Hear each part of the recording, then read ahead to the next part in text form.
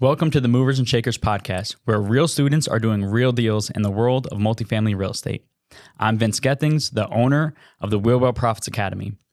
Listen in as we dive into the journeys of driven individuals who are turning their dreams into reality.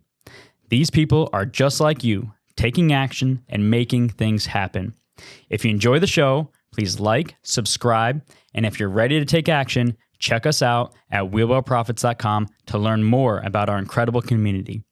Let's get started. This is Movers and Shakers, where we interview the upcoming generation of make it happen multifamily investors to share their story.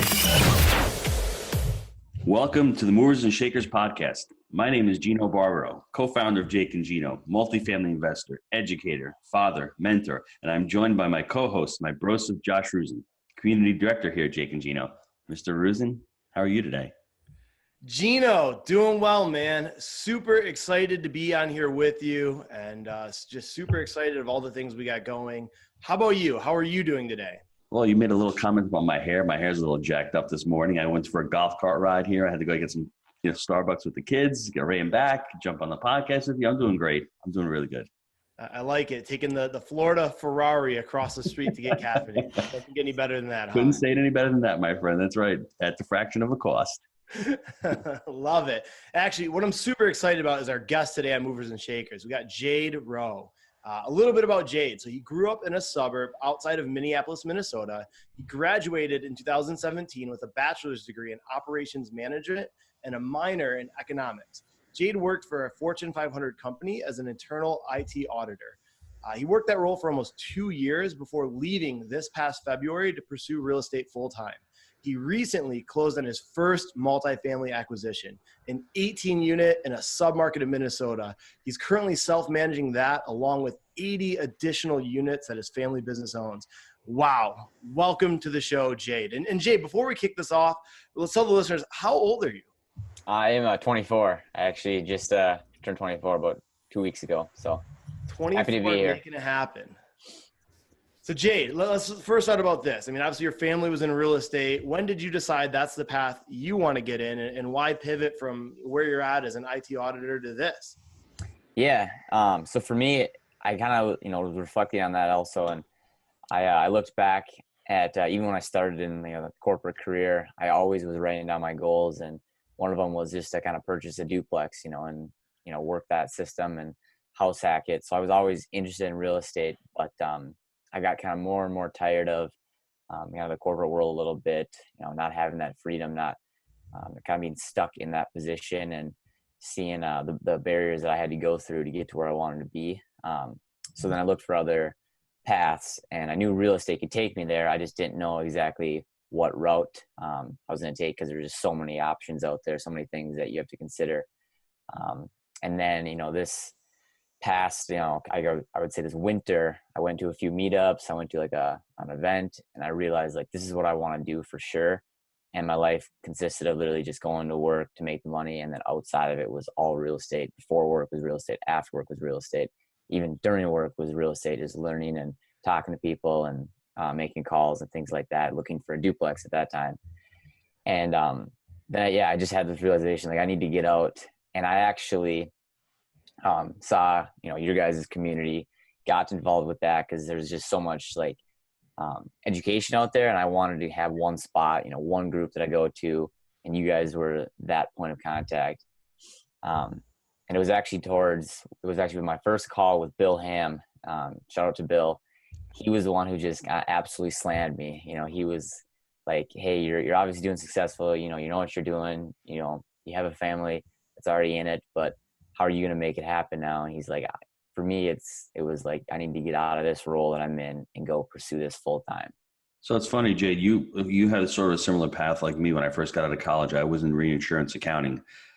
That was like watching paint dry. IT auditing is probably watching paint dry 3 times. That sounds even more painful than insurance accounting. So it was a lot of Excel spreadsheets, making sure people didn't have the access that they needed. Let me ask you, why did you go into that? I mean, what made you go into that field? Yeah, I think it was just kind of the norm essentially. My parents did push. They never pushed real estate on me. They just pushed hey, go after what you wanted. And for me, you just look at today's society and culture, and a lot of people my age, it's like you go get a 4-year degree from a prestigious university, and then you go find a nice fancy job where you get that 2% raise every single year. And we were at the college I went to, was all Fortune 500 companies that you wanted to go work for. So for me, I went into that position. I also at that time had an interest in IT, I guess. So I wanted to look into it. I knew there was good money in it, but after a year and a half, I was like, wow, this is not what I enjoy doing anymore. So I want to give a big shout out to Dylan Marma. He's introduced me to a book called Big Shifts Ahead. And I think everybody should take a look at it because it breaks down demographics from the people born in the 30s, the 40s, the 50s, the 60s. The 30s were savers from the Depression. And it breaks it down. And it's really interesting how things have shifted over the last 20, 30, 40 years. Every generation has its own, every 10 years, the generation has its own, identity. And now our parents are telling us what they were doing back in the 50s and 60s. And that worked for them because they would get a job. They'd work with a company for 40 years. They had a defined benefit plan. It wasn't a 401k. It was defined benefits. So when they retired, they had comfort. There was only a one-person owner. Now, everyone's got a cell phone. Everyone's got 2 cars. Everyone has a big mortgage. Everyone has student debt. So this W-2 job does not work anymore. And that's the problem when we're listening to information that was relevant 30 years ago and we're trying to apply it to today's standards. It does not work. That's why we all need a side hustle, second job, and hopefully you can find something that you really like to turn it into a first job. How did you find the Jake and Gino community? I found the Jake and Gino community actually from Eli Sunderland. He was posting on Facebook about his acquisition. And at that time, I was kind of having the realization, like the duplexes that I was going to purchase, if I was going to purchase one and then do like a refi and roll into another one, fix it up, that wasn't going to get me to where I wanted to be as soon as I wanted to be there. Mm-hmm. So I saw he closed in that 62 unit and actually reached out to him. We got coffee, and then he introduced me to Josh, and it just went from there essentially. Like had a couple conversations with Josh, and I was like, yeah, I'm all in, because there's just too much. Education is so abundant right now in just real estate. And I was getting overwhelmed. I was like, okay, I can go to Bigger Pockets. I can go to these different communities and these different platforms. But I really was attracted to multifamily, 1, and then 2, just having one spot to go to, an awesome group of people that are actually making it happen, actually doing it, and just focus on that one area.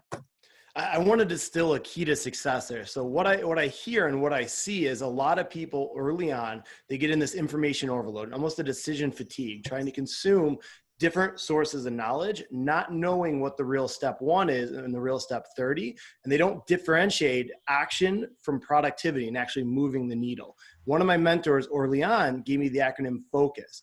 Follow one course until successful. So finding someone that you like, has the results you want, you trust, that you believe they care for you and can help you get where you want to be and replicate those results, and then diving all in. And Jade, I got to give it to you. You did exactly that. You took massive action, and then having a coach, someone to see the blind spots and push what's capable out of you, even when you don't see it in yourself early on. So, I mean, those are some massive keys I was able to distill, and hoping you, the listener, can take those and implement those in your life as well.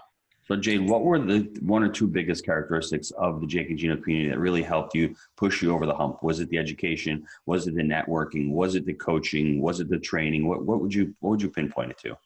Yeah, I think at first it was definitely like the education portion of it. I was reading books and educating myself, but not at the level of multifamily.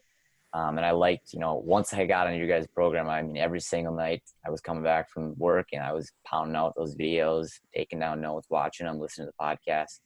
Did that for about, a month and a half, 2 months, got through majority of it. And then Josh hooked me up with Bill to have just a coaching call, strategy call, introduction call. And that was another, big step in stone, because he really slapped me in the face. Like, hey man, like let's go make this happen now. Like, if a broker calls you at 2 p.m. in the day, can you go and look at a property? I'm like, no, I can't just leave my job right now. I'm stuck. I mean, it was hard enough just to get on that call with him. I didn't really get much of a lunch break or anything. So just making that call was a struggle. And after that call, he's like, I think you can make this happen. You can do it. You just need to free up your time. You need to go find something that, you can do on the side or whatever, and get the experience. Because one of the gold nuggets that he told me, and I know we'll probably get to this, but he was like, why would a millionaire trust you with, you know, their money? Why would someone, what experience do you have? What value do you have? What's your value proposition that someone would trust you to go in a partnership? You know, for me, it was like, even though I have family, like if they weren't family, why would they trust you and value your education and what you're doing? So he's like, you need to go make something happen. And the education is great at its starting point. But for me, it was like, I wanted to get more in the weeds, and I wanted to be like, you know, an asset manager. And I wanted to have that experience where I could bring to the table. And, you know, leaving my job was the first step in that. I remember after that call, I went and like applied for 20, 30 positions, all sorts of different things, just went ham. But, you know, those were the two things, definitely, like the education, and then the coaching from Bill was awesome. So there's a couple of nuggets that everyone has to hear. First of all, what Jay did was he got the education, but he actually went through the education, and he didn't get overwhelmed. So it's important that you actually go through the education. He was on the weekly lessons every Monday, going through the weekly lessons. I would see his progress inside the platform. So I know he did a lot of the things.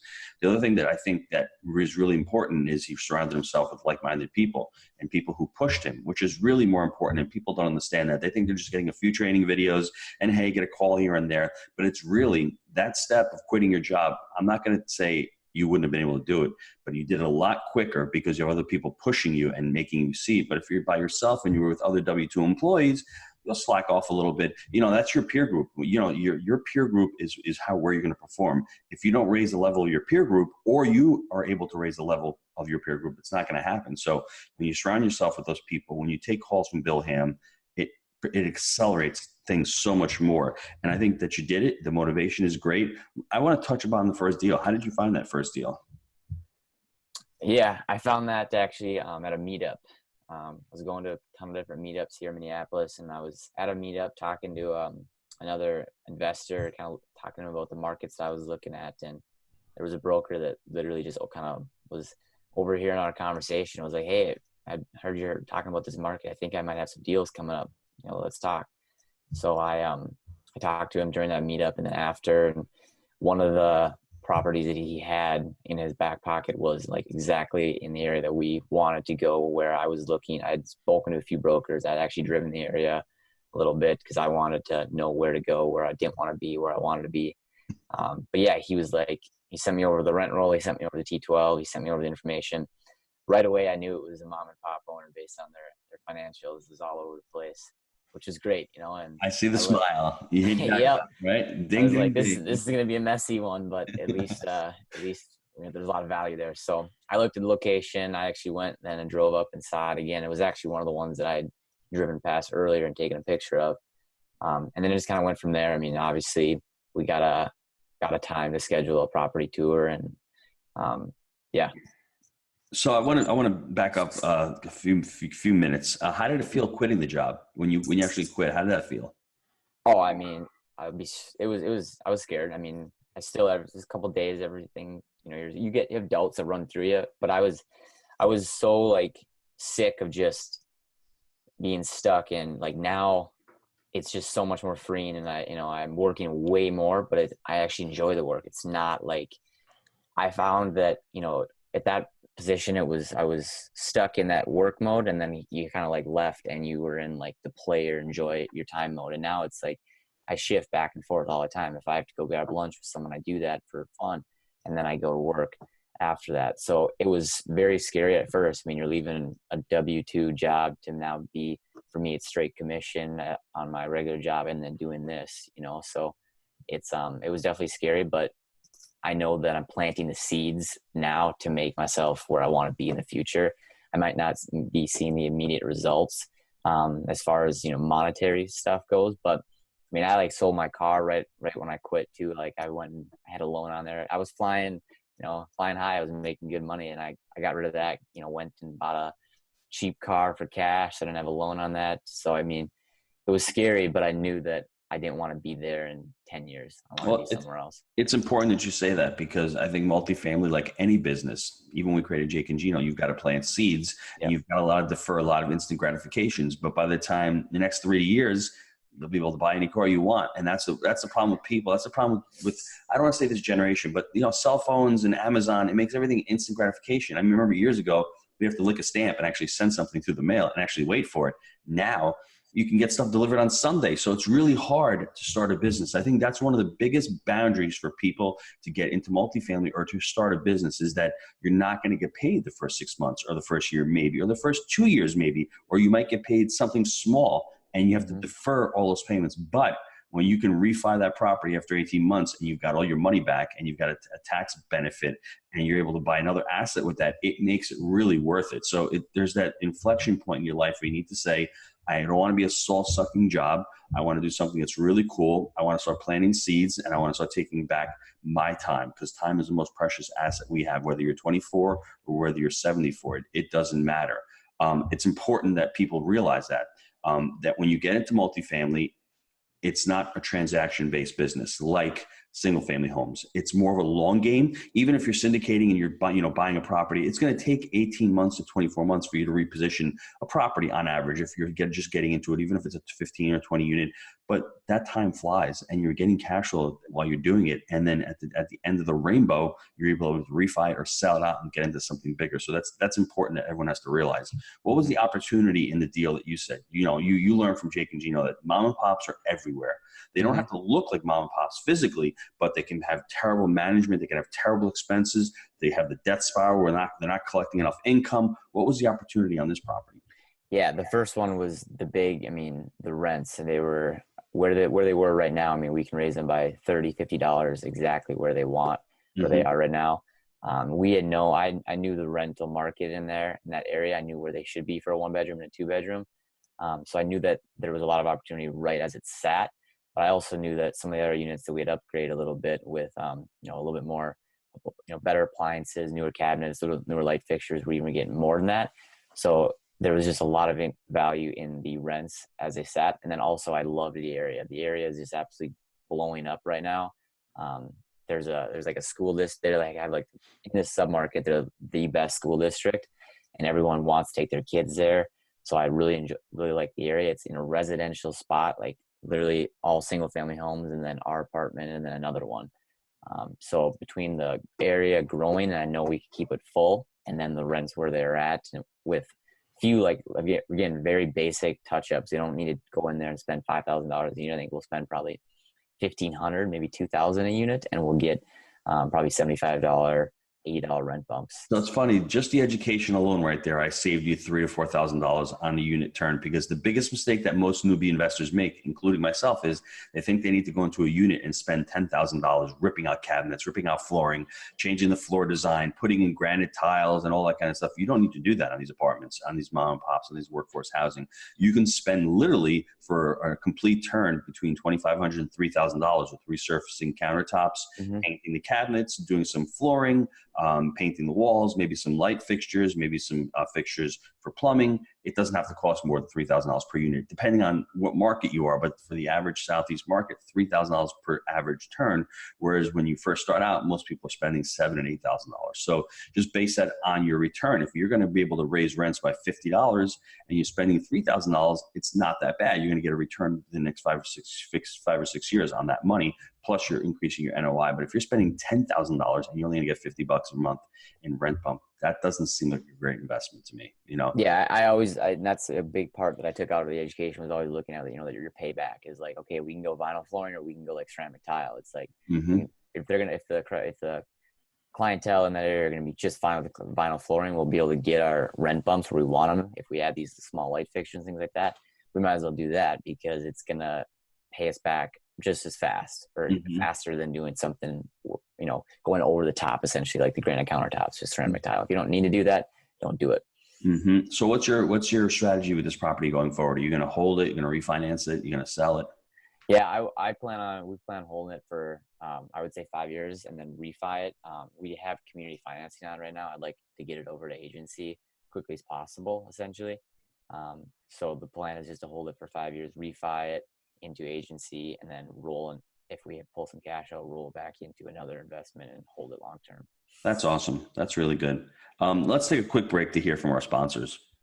Hello everybody, this is Jake Senziano, co-founder of Jake and Gino Multifamily Education. We are super excited to be bringing Multifamily Mastery Live to Orlando this October 19th and 20th at the Gaylord Palms Resort and Convention Center, located 10 minutes from Disney and the airport. This event is going to be the multifamily event of the year. Our team is going to be providing unparalleled networking, education, and capital raising opportunities. The event will be formatted utilizing our 3-step investment framework: buy right, manage right, and finance right. Your experience will include networking with brokers, lenders, and vendors from across the multifamily spectrum. Our speaker lineup consists of doers, or as Gino likes to say, the doers, meaning that these are professionals working in the business, making it happen day in and day out. If you're ready to take the next step in your multifamily investing career, click the link and get ready, because it's time to make it happen. All right, Jade. So I definitely got some short answer questions here, and way to go on that property. That's absolutely awesome. Again, real quick before we dive into that, we got a young guy here defying stereotypes. Most people say it's not the right time, I'm too young, brokers won't take me seriously. Here we have another example of Jade making it happen at a young age. I don't have money. I don't have any credibility. I don't have any deals. The list can go on and on and on, right, Josh? And we hear it every day. And if you're in the denial phase, that's fine. But I mean, don't use that as an excuse, because we have so many Jake and Gino students and employees who are working with us that are making it happen in multifamily right now. It's never the right time. I can be a testament to that, Josh. Every time I've had a child, I've got 6 kids. It's never the right time to have a kid. I'm telling you that right now. So if everyone thinks that way, I'd be childless right now. So that's how it is in life. It's the same thing with multifamily. It's never the right time to get into it until you're ready, until you're educated, until you surround yourself with like-minded people, until you build a network. It's not the lack of money that stops you. It's the lack of opportunity and the lack of actually thinking outside the box to be creative to take these deals down. So I didn't mean to interrupt you, Josh, but I had to get that off my chest. Boom. I love that. All right, Jade, some short answer questions for you. What is your favorite book you've ever read? Favorite book I've ever read is I actually really like Crushing It. Crushing It, I believe. I really enjoyed that book. I took out so many golden nuggets from it. I've actually reread it a few times, and now I'm actually reading Atomic Habits with Accountability Pod, and that one is probably going to be either my new favorite or second favorite, because that one is just so much actionable content. To anyone who's looking to read a new personal development book, I would highly recommend starting Atomic Habits. We're halfway through it, and I've already gotten so much out of it and so many things I need to change in myself. So that guy is amazing. That book, I've recommended it to a lot of people, and anyone who wants a framework on how to create good habits and how to think about goal setting in a different way. It's not just thinking of the goal as the outcome, but really creating processes and systems on how to achieve goals. You need to read that book. I mean, I got recommended by somebody in a podcast previously, and I was like, yeah, okay, it sounds like a stupid title, stupid name, but really, all you need is incremental learning, that little bit of learning every single day, and you just continue to create those habits, and then all of a sudden, your I guess success lags your work.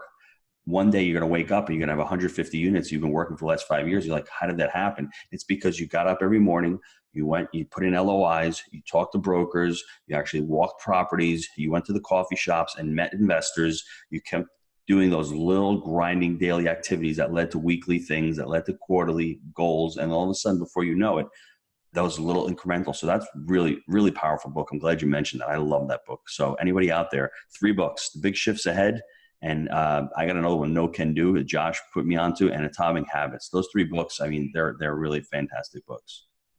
Boom. Speaking of habits, Jade, what's your best habit for success and why? Morning wake up, go through my kind of savers. I essentially just doing a little silence, meditation, and prayer, little affirmations. I read Millionaire Mind, so I go through I have a millionaire mind now. And I have to get up in the morning and just do literally, sometimes it's only 30 minutes, or even 20 minutes, but I have to just get up and just take that time to wake up, thank myself for what I have, get my mind right, and then write down my goals if I have time, write down my daily tasks, the things I have to get done. But waking up just 30 minutes earlier than I probably want to get that time in is definitely been my biggest habit for success.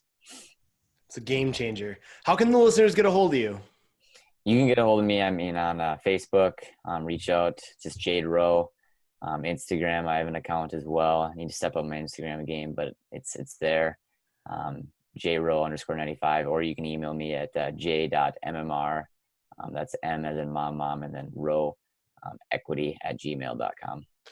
And for all you listeners, we'll put all that information in the show notes. So you want to reach out to Jade, a make it happen guy who's crushing at a young age. Gino, you got anything? I mean, we could wrap this up for like another 30 minutes. I just think personally, you have to figure out what you want to do in life, right? I mean, if you don't mind the soul sucking job and 10 years from now, you're going to be climbing the corporate ladder and that's what you want to do, that's fine. There's nothing wrong with that. Just be clear on what you want. Be clear on what your goals are. Be clear on what you want to achieve personally, and just go for it. And if you think multifamily is the right thing and you want to start expanding your portfolio or learning, or even want to become a passive investor, you still have to learn these skill sets. You still have to learn how to underwrite deals. You still have to learn how to analyze these properties. Take a look at the Jake and Gino community. Talk to a few of the members. See if the education is right for you. Take the next step. Boom. Absolutely love it. Jade, I want to thank you for being an amazing guest on the show and sharing your movers and shakers story.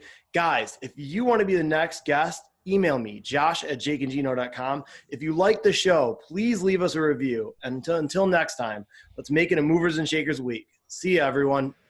Thanks, Jade. Guys.